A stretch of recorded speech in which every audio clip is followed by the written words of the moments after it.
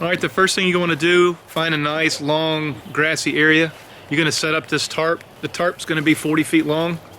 It's going to give you a good idea of how much space you're going to need for setting up the inflatable. You'll be able to move that tarp around, get it in the position you want before you get the inflatable out.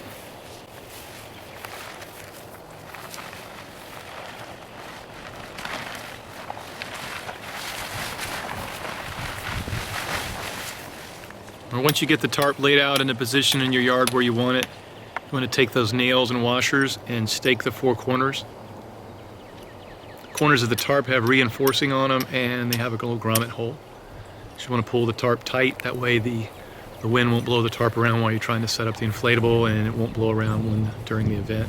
Definitely want to set up any water slide on grass. Absolutely never set it up on any type of asphalt, concrete, any surface like that, that if a kid or anybody was sliding around on it would get hurt. Once you got the tarp out, you're going to take the bag, the unit while it's still in the bag, just roll it over to the bag. It's going to start setting up from the back end where the blower and the hose hook up. That's where the kids exit. You really don't want to take it out of the bag until you get it right where you want to set it up. And it's going to go right on that back end. Pull the bag off. See, it's got the two straps. Make sure you hang onto those straps. You're going to need them when you're done. It needs to be strapped before you bag it when you're bringing it back. We just leave them underneath the unit itself. Then you're just going to unroll it across the tarp. The dual lane slip and slides will come up about 10 foot short. You got a little bit of room where the kids will run on the tarp before they land onto the slip and slide. There'll be some Velcro flaps to help you deflate it when you're done. Just want to make sure that you check all those. There's going to be some on the side. Just make sure the Velcro's pressed down really good before you try to inflate it. It's going to have two tubes in the back. She's just closing off one of them. They both have straps on them. You only need the one blower that's provided, even though there's two tubes. The one tube you don't use, just close off with a strap. The other tube you're going to put around the blower, take that strap, bring it around and buckle it really tight. So you got the Velcro flaps closed, the tube is strapped off, the blower's on, you go ahead and turn it on. It's going to take, the dual lane slip and slide takes about 3 or 4 minutes to blow up. If it doesn't blow up after a few minutes, then that probably means either the tube is twisted or kinked on the blower, or one of the flaps is open, because it will blow it up pretty quickly.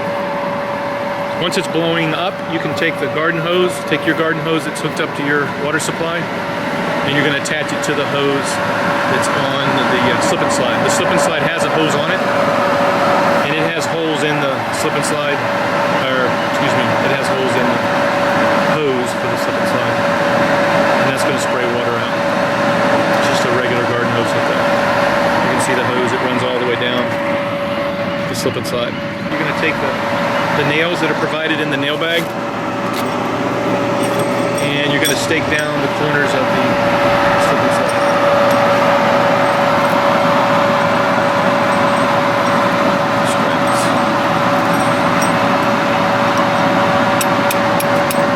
Turn the water on. You're only going to need to turn it on about 1/4 of a turn, just enough to where the water hose is spraying on the two lanes and not overshooting. If you turn it wide open, it will shoot water all the way over the water slide onto the yard and not get it wet.